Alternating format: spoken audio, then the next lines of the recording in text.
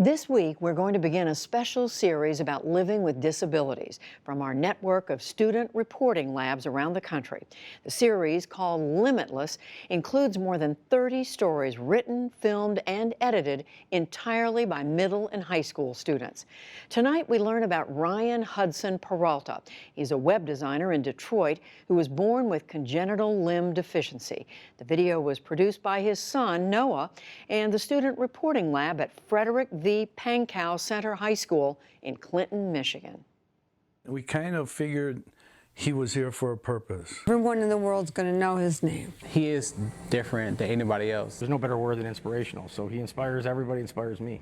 Ryan has taught me how to not worry about the past, don't focus on the future, but enjoy every moment of the present. My name is Ryan Hudson Peralta. I was born with a disability called congenital limb deficiency, which basically is the shortening of the arms and the legs. And in my case, I was born without hands.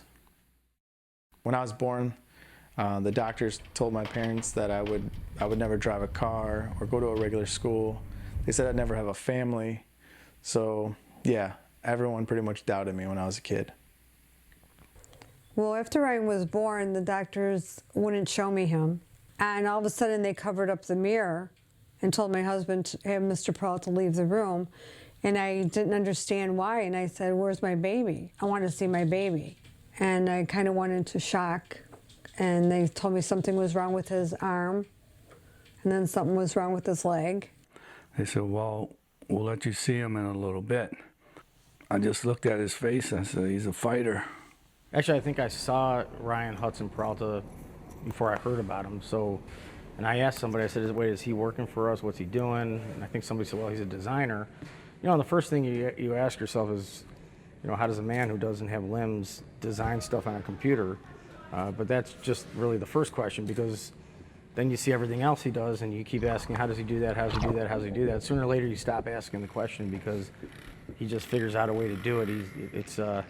So it's truly remarkable to me and very shocking and also inspirational at the same time. Never heard him complain about nothing. And he has to work twice as hard to do daily tasks, like to send a text message or just anything, and he never complains about that at all, nothing. As a kid, I started to draw with my pencil between my feet. And then I really realized one day that it was going to be pretty tough when I go into a bank and have to hop up on the counter to sign the deposit slip. So I moved the pencil from my feet to my chin and shoulder, and I started to draw that way. In 2013, I started working for Quicken Loans and the family of companies as a web and user interface designer.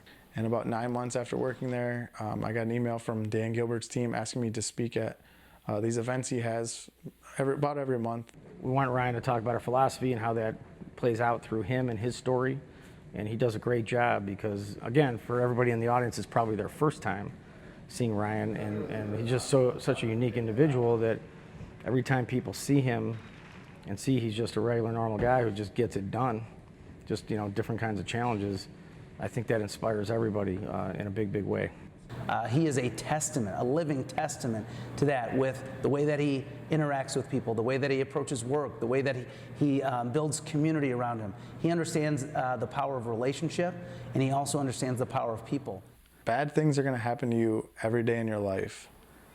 And no matter what, if you stay positive, you're going to get through them. I mean, I could look at every day of my life as something negative. Being born without hands is not the greatest thing that could happen to somebody. But I have a choice every day that I wake up. I can either look at myself as, you know, a poor guy with a disability, or somebody that can go out and inspire people. And what an inspiration Ryan is. Remarkable. You can see more of these stories from young journalists across the country at studentreportinglabs.org.